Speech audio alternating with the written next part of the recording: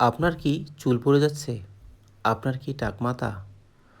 নতুন চুল গজাতে এবং টাকমাথা সমাধানে এই ধুত্রা পাতা ব্যবহার করতে পারেন। সঠিক ব্যবহারে এটি ঔষধ, ভুল ব্যবহারে এটি মারাত্মক বিষ। এর পাতা, ফুল এবং ফল এর রস যেন মুখের ভিতরে প্রবেশ না করে। আর যদি প্রবেশ করে তো পাগলা হওয়ার সম্ভাবনা এবং চোখ চিরকালের জন্য অন্ধ হয়ে যাওয়ার সম্ভাবনা থাকে, এমনকি মৃত্যু পর্যন্ত হতে পারে। তাই এই গাছটি সাবধানে ব্যবহার করতে হবে। এই গাছটির ইংরেজি নাম ডেভিলস ট্রাম্পেট বা আমাদের দেশে বহুল পরিচিত ধুতরা গাছ। বৈজ্ঞানিক নাম দাতুরা মেটেল। একটি অত্যন্ত চমৎকার ও দৃষ্টিনন্দন ফুল গাছ হলেও এটি ভীষণভাবে বিষাক্ত। আয়ুর্বেদ এবং ভেষজ চিকিৎসায় এর কিছু বিশেষ উপকারিতা থাকলেও সামান্য অসাবধানতা বা ভুল ব্যবহারের কারণে এটি মানুষের মৃত্যু পর্যন্ত হতে পারে। ধুতরা গাছের উপকারিতা ও ব্যবহার: বাতের ও পেশির ব্যথা উপশমে, গাঁটের ব্যথা বা বাতের তীব্র ব্যথা কমাতে ধুতরার পাতা বেশ কার্যকর।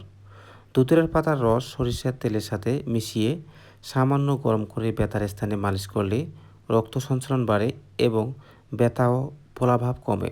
হাঁপানির কষ্ট কমাতে কৃষ্ণধুতরার শুকনো পাতা এবং ফুল বাসক পাতার সাথে জড়িয়ে আয়ুর্বেদিক চিকিৎসায় হাঁপানির বা শ্বাসকষ্টের টান কমানোর জন্য ব্যবহার করা হয়ে থাকে।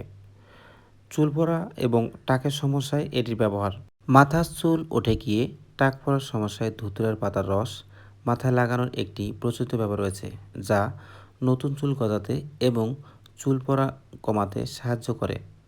ফোড়া পাকাতে ধুতরা পাতা: শরীরের ফোড়া হলে ধুতরা পাতার রসের সাথে সামান্য খাঁটি ঘি মিশিয়ে প্রলেপ দিলে ফোড়া দ্রুত পেকে ফেটে যায়।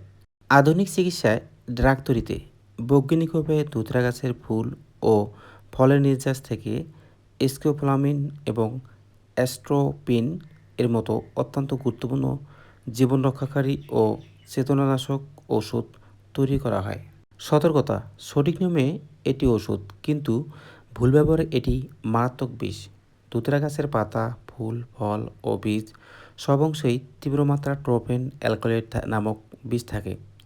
কখনোই এটি একা একা সেবন করবেন না। কোনো বিশেষজ্ঞ, কবিরাজ বা চিকিৎসকের সরাসরি তত্ত্বাবধান ছাড়া ধুতরার রস, পাতা, সেদ্ধ পানি কিংবা বীজ কখনোই ভুলেও খাবেন না।